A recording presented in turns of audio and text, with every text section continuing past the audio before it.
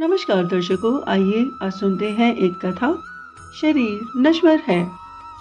राजा जनक के दरबार में आए दिन विद्वानों का मेला लगा रहता था।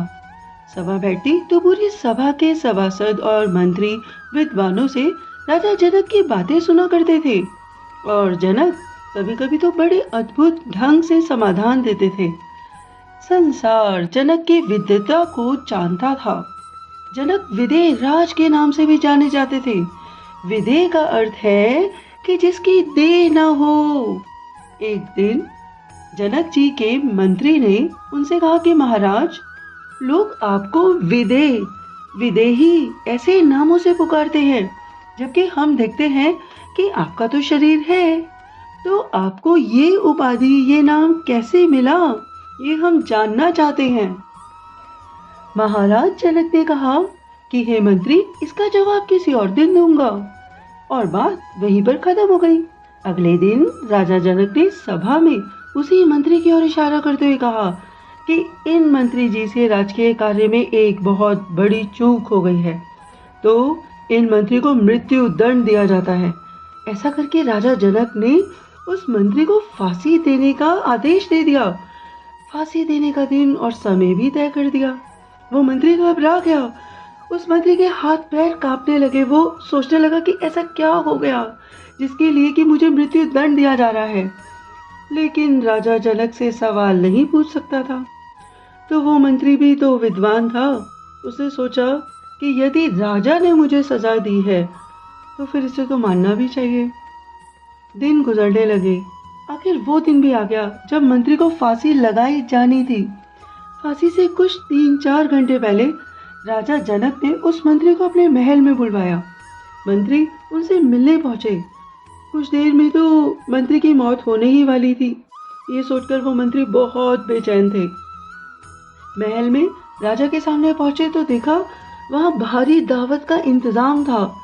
तरह तरह के पकवान, मिठाइयाँ, भोग रखे थे। दास दासियां सेवा के लिए खड़े हैं।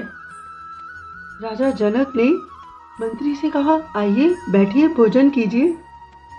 किंतु मंत्री की ना भूख मर चुकी थी। उसे तो आज होने वाली फांसी की ही चिंता थी। फिर भी राजा जनक की आज्ञा थी तो बैठकर भोजन करने लगे। जब मंत्री भोजन करके उठे तो राजा जनक जी ने उनसे पूछा कि हे मंत्री, आपको भोजन कैसा लगा? कौन सी मिठाई सबसे अच्छी लगी? मंत्री ने कहा, महाराज, कैसी मिठाई, कैसा भोजन? मेरा तो पूरा ध्यान कुछ देर में मिलने वाली मृत्यु दंड पर था। कुछ देर में मेरा शरीर छूट जाएगा महाराज, फांसी लग जाएगी मुझे, फिर भोजन का क्या स्वाद? राजा जनक ने मंत्री से कहा कि हे मंत्री, आप जानना चाहते थे कि विदेह क्या होता है? विदेह भाव किसे कहते हैं?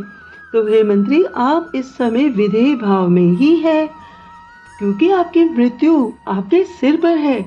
तो आपको शरीर के सुख और स्वाद की कोई परवाह नहीं रही। आपके सामने राजकीय भोजन है, राजकीय पोशाकें, हर चीज आपके पास है, किंतु इस समय आपको केवल और केवल मृत्यु ही दिखाई दे रही है। आपका तो मृत्यु का भान चला ही गया है। जब हम शरीर के बारे में सोचते हैं तो हम भोग विलास में डूबते हैं। मैं हमेशा इसी भाव में रहता हूँ मंत्री, कि शरीर तो एक दिन खत्म हो जाना है, इसलिए मैं हमेशा विदेह भाव में रहता हूँ। राजा जनक की ये बात सुनकर मंत्री राजा जनक के चरणों में प्रणाम करने लगा। तब राजा जनक ने मंत्री से कहा कि हे मंत्री, आपको कोई मृत्यु दंड नहीं मिलेगा। ये तो मैंने केवल आपको विदेह भाव क्या होता है ये बताने के लिए ही कहा था कि आपको मृत्यु दी जाएगी। मंत्री बार बार राजा जनक को प्रणाम करने लगा। मंत्री ने राजा जनक से कहा कि हे राजा जी, आपने मुझे आज मुझसे ही मिला दिया। मुझे तो अपना आभास ही नहीं था कि मैं एक आत्मा हूँ और मैं एक यात्रा पर हूँ। दोस्तों, ये कथा तो यहीं पर संपूर्ण हो गई। इस कथा से हमने ये सीखा कि मौत तो एक दिन आनी ही है और ये शरीर जला दिया जाएगा या फिर जमीन में गाड़ दिया जाएगा। यदि देखा जाए तो जब कोई मर जाता है तो ये कहा जाता है कि उसका स्वर्गवास हो गया है। यानी कि किसका स्वर्गवास हो गया? जब शरीर वहीं पड़ा है, उसके पास आँख, नाक, कान सब कुछ है, तो फिर स्वर्गवास किसका हो गया? अरे भाई, स्वर्ग में वास करने चली गई उसकी आत्मा। कुछ लोग कहते हैं कि भाई वो गुजर गया। तो कौन गुजर गया? उसकी आत्मा उसके शरीर से गुजर के आगे चली गई। तो आत्मा स्थानांतरित हो जाती है। स्थानांतरित अर्थात अपना स्थान छोड़ देती है। जिस शरीर में रहती है, एक समय के बाद जब वह देखती है कि अब ये शरीर रहने लायक नहीं है, तो वह उस शरीर को छोड़कर अपने कर्मों के अनुसार अगले शरीर को धारण करने के लिए आगे चली जाती है। इसलिए हम शरीर के साथ जो भी भोग करें, अर्थात जो भी हम भोजन करें या हम जो भी पूजा पाठ करें, वो सब ईश्वर को समर्पित कर दें। जब हम कुछ खाएं पिए तो सोचें कि हम केवल प्रसाद खा रहे हैं, क्योंकि ये जो शरीर हमें मिला है ये एक मंदिर की तरह है और इसमें हमारी आत्मा भगवान के समान बैठी हुई है। तो हम ये जान लें कि हम सब आत्मा है और यही विदेह भाव है। दर्शकों, आपने इस कथा को बहुत ही प्रेम पूर्वक सुना। आपके अंदर बैठी आत्मा, आपकी ऊर्जा शक्ति को मेरा बारंबार प्रणाम है।